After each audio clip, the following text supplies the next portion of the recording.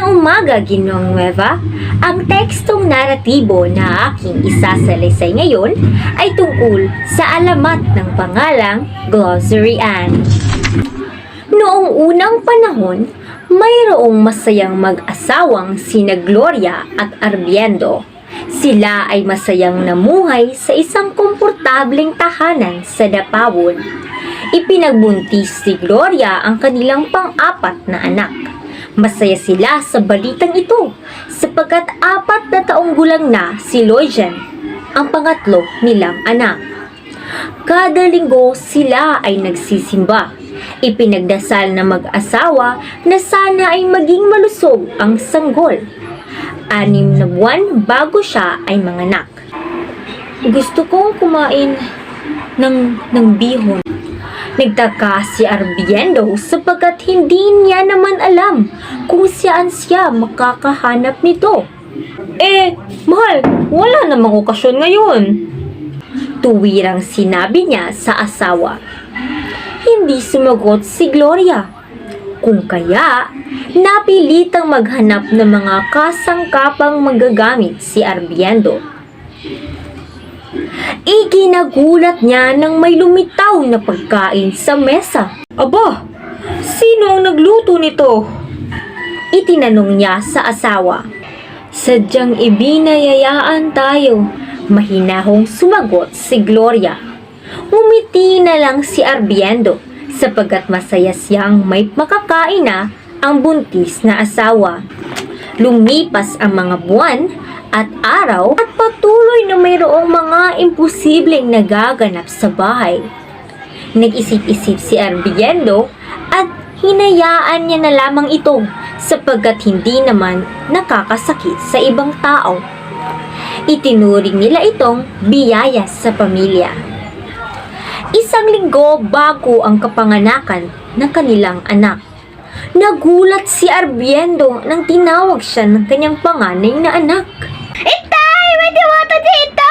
Dali-daling pinuntahan ni Arbiendo ang pinaroroonan ng kanyang anak.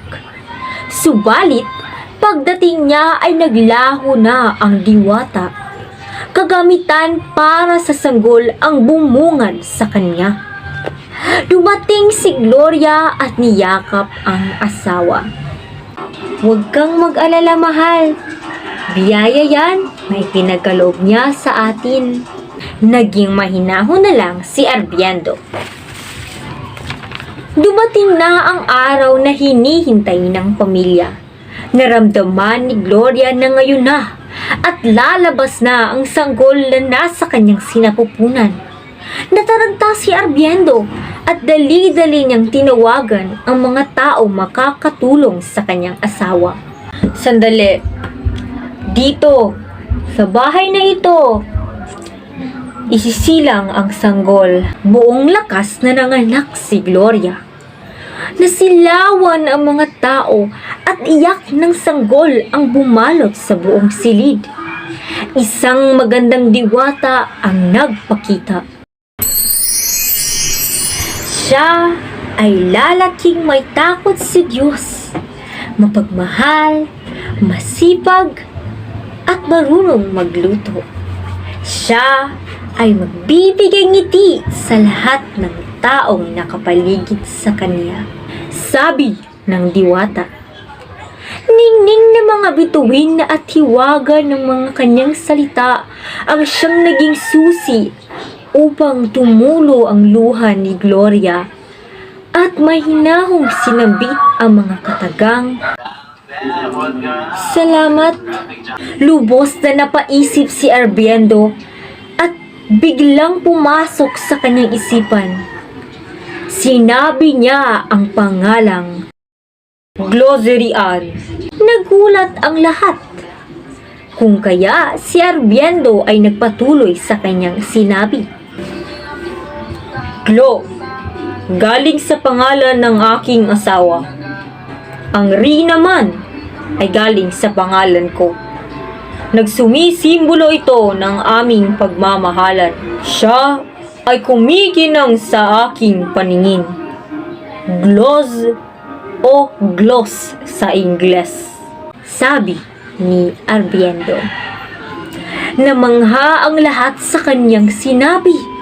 Ngumiti ang diwata at sinabi ring, "Tamang-tama, Glozery Ann, sapagkat sumisimbolo ito na siya lang ang may pangalang ito sa lahat ng tao sa buong mundo." Naging maginhawa ang pakiramdam ng lahat. Hinalikan ng diwata ang sanggol sa pisngi. Nagtanong si Arbiendo, "Ano ang iyong pangalan?" Unti-unting naglaho na parang bituing nagniningning ang diwata at sinambit ang pangalang Glozery. At doon nagtapos ang alamat ng pangalang Glozery Ann. Maraming salamat sa pakikinig.